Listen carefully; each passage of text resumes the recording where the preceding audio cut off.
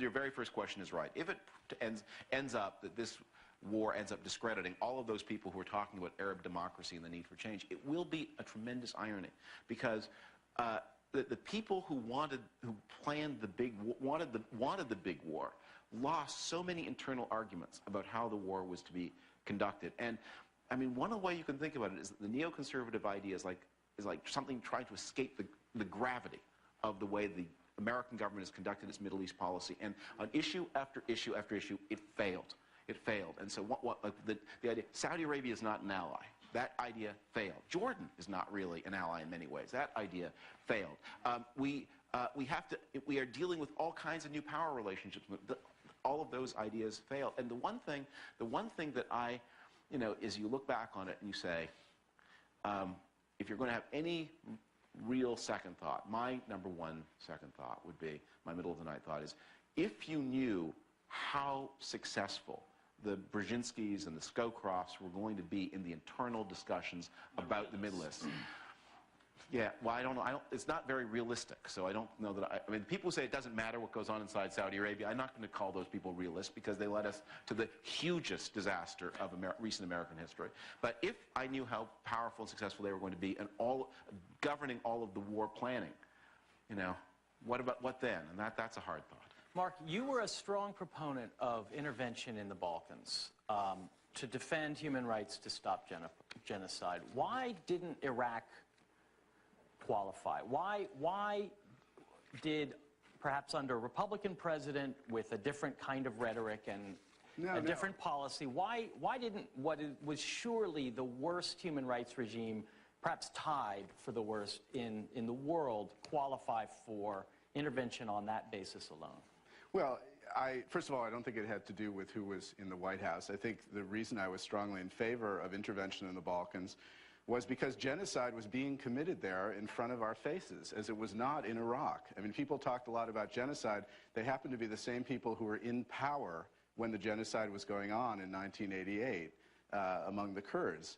I mean, the idea of using that 15 years later to argue for the war struck me as despicable, actually.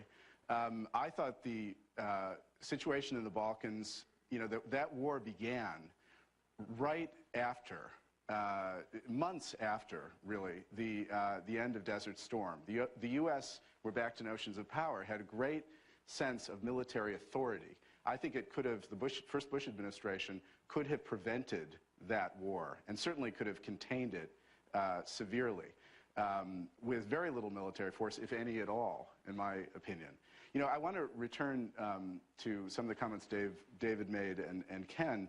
A moment ago, David was essentially defining the idea for the war, which was successful, as a neocon idea, the planning for the war, which wasn't, as a realist idea.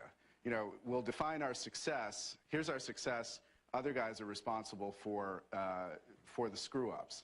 And he also made a very interesting distinction, I thought, between the traditional people who know about Arab states and are concerned about relationships between Arab states, and the others who want to change what goes on within those states. You could call that distinction by a different name. You could say people who know about Iraq and other people who don't know about Iraq.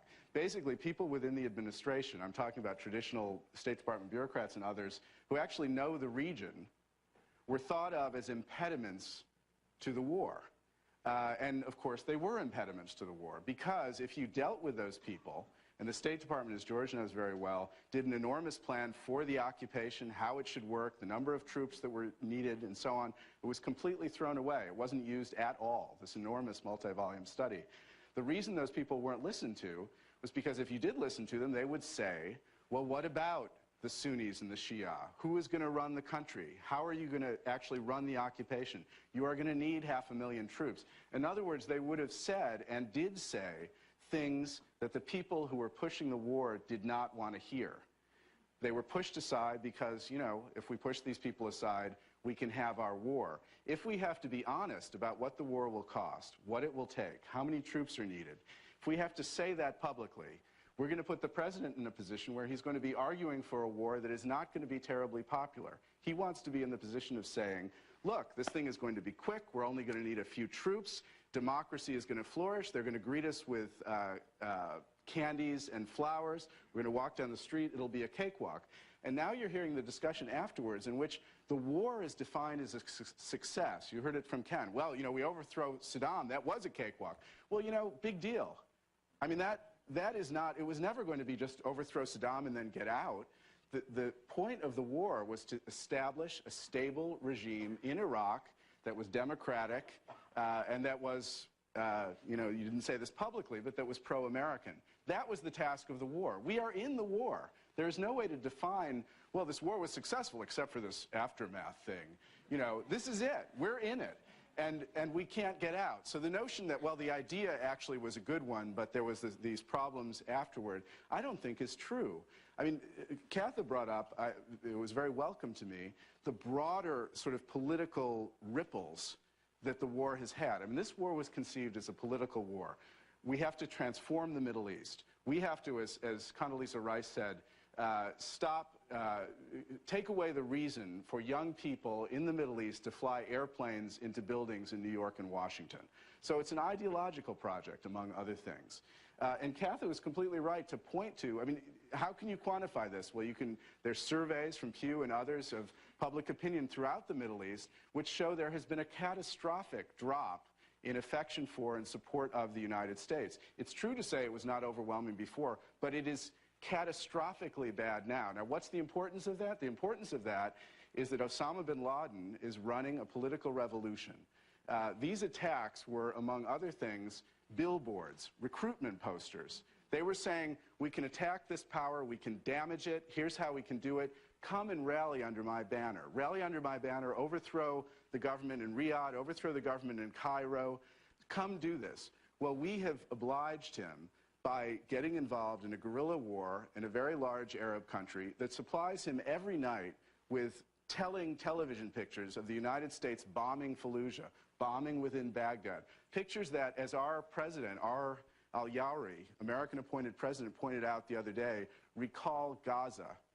So it's an extremely valuable propaganda tool to build this coalition that Osama bin Laden is trying to build, and it is working every day. So insofar as you can... You're writing notes like John Kerry over there. I want to know what are you thinking? I was thinking, there he goes again. The fact is that no one had those caricatures, Mark, that all you needed to do was go in there and everything was going to be peace and you know. I'm talking about what you just said, that it was a cakewalk. I never overthrowing. Said that. You just said it. I said what I was talking about was the replacement of the government, all right? But that is, I'm saying that's not distinct. The notion that you get points for that, that was well done. Okay. But the rest of the war is, you know, Mark, this is the war. It's not distinct to you, but it was what I was asked to write about, and that's what I wrote about, okay? So there. On the fact, on the fact that it's these ignoramuses in office who are not listening to the State Department. That is a fact that is very hard to maintain when, to me, in my judgment on looking at Iraq, the people I paid most attention to were Bernard Lewis and Fuad Ajami. And I talked to both of them, and I was with both of them. They are not in the State Department. They are not in the planners for the government or anything. I think they are very knowledgeable about the Arab world. When asked, do you think that there could be a democracy in Iraq? Both of them said yes. I really do believe that. Without Saddam Hussein and without his family and without the stormtroopers, that is his government in this tyrannical regime, there could be that. All right. So you can say they're right, they're wrong. But those are not flimsy authorities on that. The last point I want to make is on Catherine, on the rush to war. As a participant in about 400 debates before the war began, and as a victim of reading about 80 New York Times editorials about the rush to war that went over a 3-year period, I finally decided, where was this rush? I mean, it was the slowest, drawn out, most debated foreign policy move I've ever seen in my life. We're there now, as Mark just said. What should we do? Well, you know, I was about to say that to me the deepest lesson of the neocons is that intellectuals should have less of a role in foreign policy. And I would include myself in that. I don't know what we should do. We're in this terrible mess. I would say, okay, since you asked me, I'll tell you. I think we have to, you know, get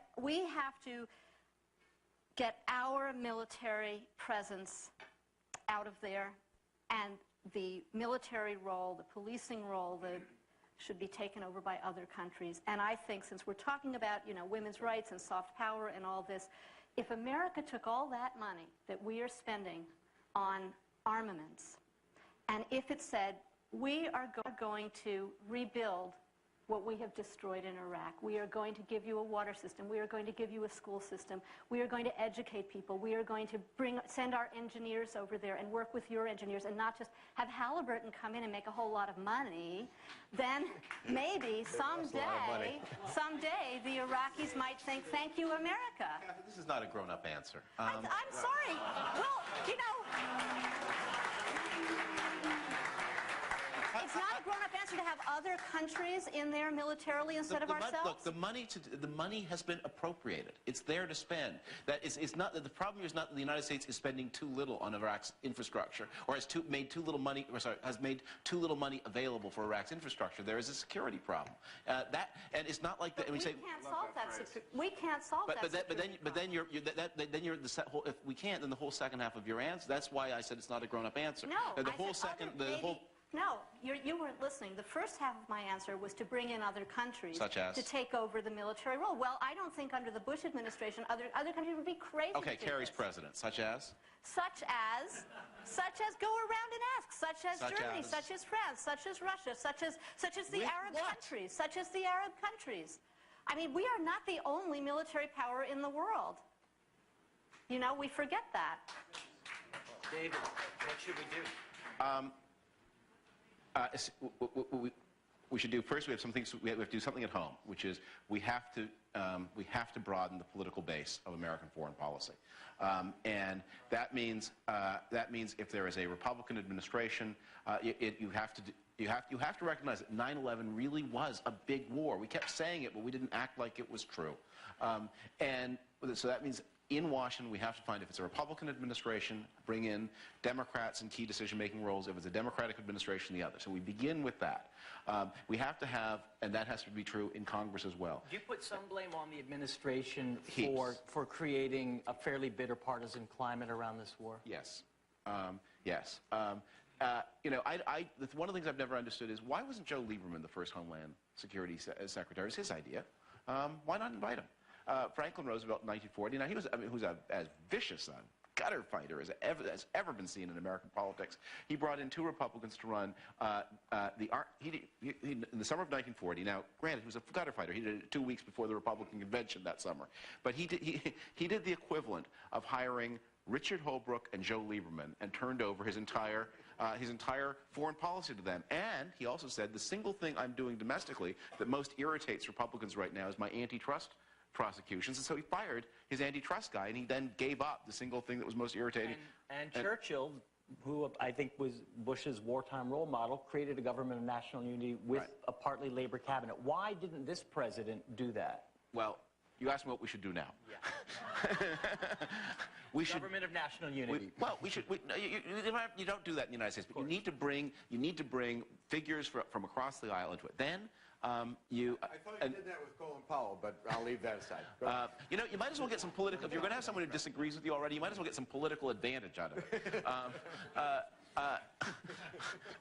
So you need to do that, and then it's going to take more troops. It's going to take more money. It's going to take a clear statement that this is an important priority. And yes, I mean, civic reconstruction is obviously going to be part of it. And if there are other countries with capable forces, and you think you can get them, but we need to understand some reasons why the other countries with capable forces aren't there. And they're sobering, such as. Yeah, there are Arab countries who have armies. They do not have a really good record in suppressing counterinsurgency in a way that we would like. People talk a lot about Pakistan. It is not like Pakistan does not have experience with counterinsurgency. They tried it in Bangladesh, or what was then East Pakistan in 1971, with results that horrified the world. That is not what we want to see done, I hope, in places like Fallujah. One more sentence. Sure. Anyway, no, I'll stop. Let Mark, you have one. very briefly, because I want to get to audience questions. Very briefly. Well, More I had that troops, more money.